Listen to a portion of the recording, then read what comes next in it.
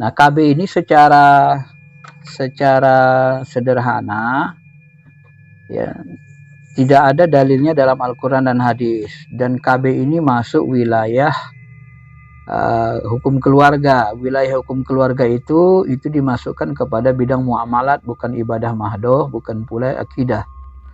Di hukum keluarga termasuk jurusan kita ini masuk wilayah muamalah, dia dimasukkan ke wilayah sana, hukum keluarga. Maka kaidahnya lebih fleksibel. Berbeda dengan akidah dan ibadah mahdoh, dia lebih saklek. Nah, maka dalam konteks ini kita harus mencari persamaan-persamaan yang mendekat-dekati. Nah, kalau kita mau mengharamkannya, apa yang dalilnya gitu kan, mendekati. Kalau nggak ada ayat hadisnya, kiasnya. Karena secara dasar hukum, sumber hukum itu kan ada Al-Quran, Sunnah, Al-Quran, hadis, ijma, kias. Baru nanti maslahah, baru adat, dan seterusnya. Yang mukhtalaf. Nah, dalam hal ini kalau kita perhatikan, karena KB itu tidak ada di dalam Al-Quran, tak ada dalam hadis, yang mendekat-dekati misalnya, yang paling banyak digunakan ulama itu adalah misalnya firman Allah surah An-Nisa ayat 9, wal yakhshal ladzina law taraku min khalfihim dzurriyyatan di'afa khaufun 'alaihim falyattaqullaha wal yaqulu qawlan sadida. Nah, hendaklah kalian takut kalau meninggalkan generasi zuriyah yang di'afa, lemah. Lemah yang ditakuti itu banyak. Yang pertama lemah iman, yang kedua lemah secara di samping iman akidahnya, lemah juga ekonominya. Dari mana kita tahu lemah ekonominya? Salah satu hadis Nabi memang mengatakan hal demikian, mengisyaratkan seperti itu. Innaka antazaro warasataka aghniya khairum min antazarhum ala yatakaffafuna nas. Sungguh kamu meninggalkan generasi anak cucu yang kaya, yang berkecukupan, lebih baik daripada meninggalkan mereka dalam kondisi alah, terbengkalai, tak punya apa-apa, miskin, lalu menjadi yatakaffafunan nas, menjadi beban orang banyak, minta-minta kepada orang gitu kan. Itu lebih bahaya. Kemudian hadis al-mu'min al-qawi khairun wa habbu ilallah minal mu'min dhaif, minal mu'min ad-dhaif. Orang beriman yang kuat lebih disukai Allah daripada mukmin yang lemah. Nah, ini model-model dalilnya seperti itu. Ini tadi belum dijelasin. Jadi kurang komplit dia. Jadi model dalilnya harus ada ayat yang mendekati seperti itu. Nah, oleh karena itulah, karena pertumbuhan masyarakat Indonesia itu dari tahun ke tahun kan sangat banyak. Ya, dari 90 juta naik ke 120 terus sampai nanti sekarang ini sudah 270 jutaan kan Indonesia kan rakyatnya. Nah, sementara sumber daya alam kita tidak bertambah-tambah, sumber daya alam kita itu aja gitu kan. Nah, maka secara syariatnya memang harus ada penghematan penggunaan sumber daya alam supaya keberlangsungan manusia, kebutuhan pokoknya bisa terpenuhi, kemudian tidak terjadi saling sikut ya, saling memaksakan diri, saling perang, saling bunuh-bunuhan. Kalau kita lihat negara-negara non-Islam, ketika mereka mengalami kesulitan, kewalahan untuk memenuhi kebutuhan pokok masyarakatnya, maka mereka akan coba menjajah negara-negara lemah. Nah, termasuk perang Rusia dan Ukraina ini kan sebenarnya alasan yang paling kuat itu adalah ekonomi sebenarnya. Pengaruh ya, saling untuk menunjukkan kekuatan dan pengaruh ekonomi. Ya, ada kepentingan ekonomi yang sangat besar di situ kan. Karena termasuk Ukraina ini termasuk jalur pusat ekonomi Laut Hitam yang dimiliki Rusia dan Ukraina, itu tempat untuk mendistribusikan kebutuhan-kebutuhan pokok masyarakat dunia Eropa. Dan maka terjadilah perang seperti itu kan. Nah, ini sebenarnya kalau orang-orang non-Islam lebih takut mereka. Maka kalau kita misalnya ke Australia misalnya, mereka itu sangat menghemat sumber daya alam. Mereka menggunakan minyak alam itu sangat hemat sekali. Nah, jadi walaupun harga bensin hampir sama dengan kita, tapi mereka sangat hemat menggunakannya. Maka nanti mobil pribadi dibatasi. Kalau kita buat mobil pribadi, pajaknya dimahalin. Sehingga masyarakatnya banyak yang berjalan kaki. Karena kalau kita pakai mobil, kita pakai bensin itu buat polusi udara, banyak polusi, masyarakatnya kurang sehat, banyak yang sakit. Nanti kalau sakit, pemerintahnya akan mengeluarkan biaya yang banyak. Biaya banyak buat apa ya? Buat mengobati, karena di sana pengobatan gratis. Akhirnya mereka menghemat, jadi menghemat BBM, menghemat. Bagaimana cara menghematnya? Dimahalkanlah pajak mobil, kendaraan, gitu kan, dipermudah orang jalan kaki. Sehingga begitu. Jadi negara-negara maju itu sebenarnya sangat menjaga alam mereka kan. Jadi alam itu betul-betul dijaga. Beda dengan kita Indonesia ini, alam itu kebanyakan dirambah, hutan dirambah, dirusak ya. Tambang nanti banyak yang ilegal karena kita masih acak-acakan gitu. Kalau kita belajar dari negara maju, mereka sangat menjaga alam. Makanya orang-orang nakal di Indonesia ini merasa seperti surga. Mereka merambah alam itu, merambah hutan, mengambil tambang, suka-suka mereka. Ya itu karena penegakan hukum tidak kuat, akhirnya ya alam kita itu semakin cepat habis sumber daya alamnya. Jadi bagi orang-orang jahat, orang nakal di Indonesia ini seperti surga bagi mereka. Nah itu sebenarnya membahayakan gitu. Membahayakan apa? Karena nanti sumber daya alam kita akan cepat habis.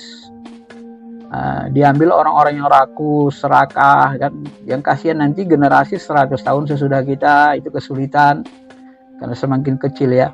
Memang kalau secara agama, secara Islam kita nggak perlu takut dengan sumber daya alam ini, yang penting kita beriman bertakwa. Kenapa?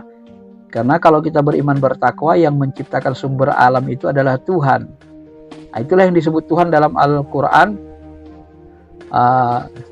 Walau anna ahlal qura amanu wattaqaw la fatahna alaihim barakatim minas samai wal ardi.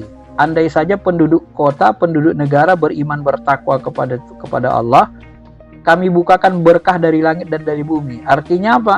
Berkah dari langit itu ya bisa saja Allah turunkan hujan, bisa saja Allah turunkan benda-benda dari surga dialirkan ke bumi. Maka nanti kita melihat ada teori air jam-jam itu mata airnya dari mata air surga.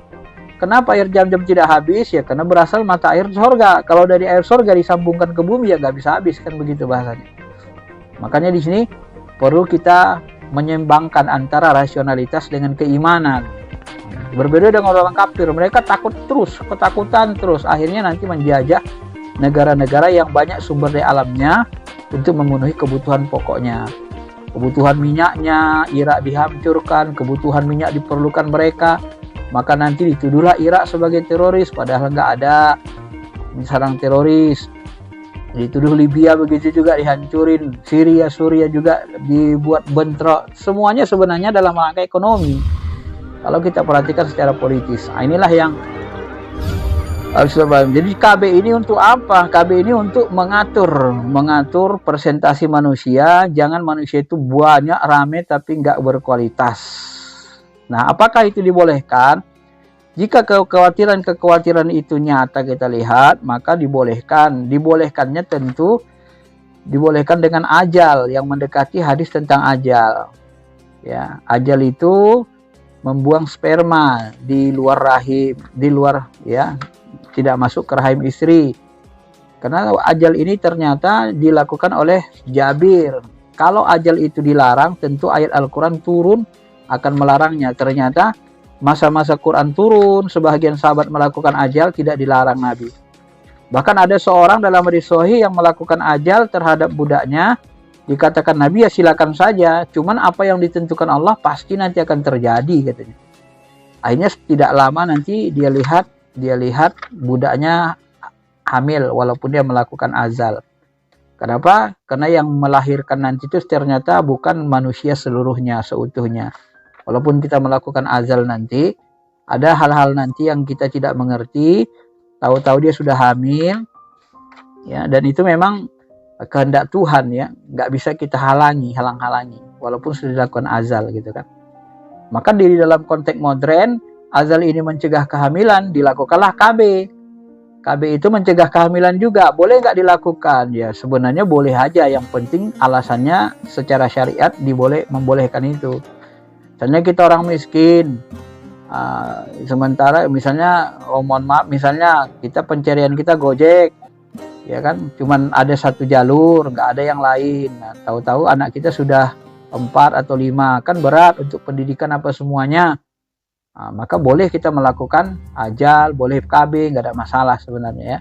Tergantung keyakinan. Kenapa ini tidak ditegur Quran? Karena memang Allah Subhanahu wa taala memberikan kebebasan kepada kita ya untuk berbuat berdasarkan keyakinan, kehidupan konteks kita masing-masing.